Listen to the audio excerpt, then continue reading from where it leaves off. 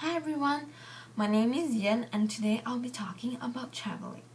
Did you know that you could travel around the world in a year for only $22,000 with precise planning? That is how much a college student can earn in less than a year. That is so crazy, yet cost-saving. Everyone would agree that they all go through some sort of stress and trouble planning for the most perfect travel trip. And today, I hope to lighten that burden by providing useful information for you to plan the most successful travel trip. Today's presentation will touch up upon useful informational links, choosing the right companionship, and providing you information on what to bring for a successful trip. The presentation today will answer questions such as where to go, how to get there, what to do, who to go with, and what to bring to a trip. Before planning a trip, everyone would go online and search up where to go, tourist attraction spots, what to eat, where to stay. And it is undeniable that the technology today is so advanced that you can find all of this information online. One of the most important and useful links that I found is TripAdvisor. TripAdvisor is a link that provides information about tourist attraction spots, accommodation, and dining places, and it is all provided by the public. It is not for advertising usage, and I strongly recommend using TripAdvisor for planning a trip. Other than that, for flights, you could find cheap flights on websites such as Expedia, cheapflights.com, Flight Networks, and so much more. After finding out what to do and where to go, and where to stay, the next question is who to go with. It is undeniable that it gets boring when you go on a trip with people that you don't intend to go with. Personally, going on a trip with family is not so enjoyable as going on a trip with friends.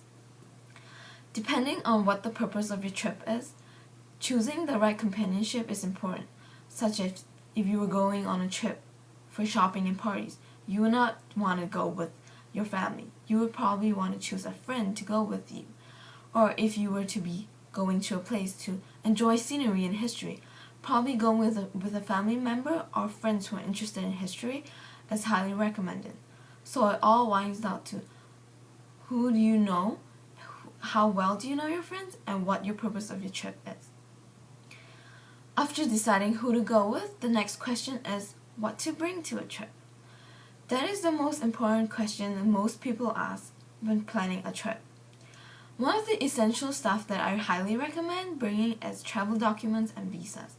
You would not want to end up going to a country and finding out that you cannot enter a country because you do not have the right travel documents and visas.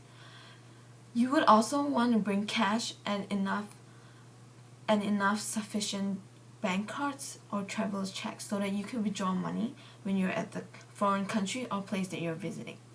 Also, bring carry-on clothes if you're traveling on a long distance in case of flight delays and a need for a change of clothes. For me, I usually bring carry-on clothes when I'm traveling from a really far place, such as from Malaysia to Canada.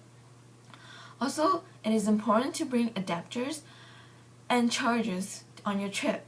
You don't want to run out of battery on your trip. Other than that, bring medication if necessary, and also you might want to bring clothing. That is really important. Other than that, packing depends on your purpose of trip. If, for example, if you were to be hiking, you would want to bring hiking shoes.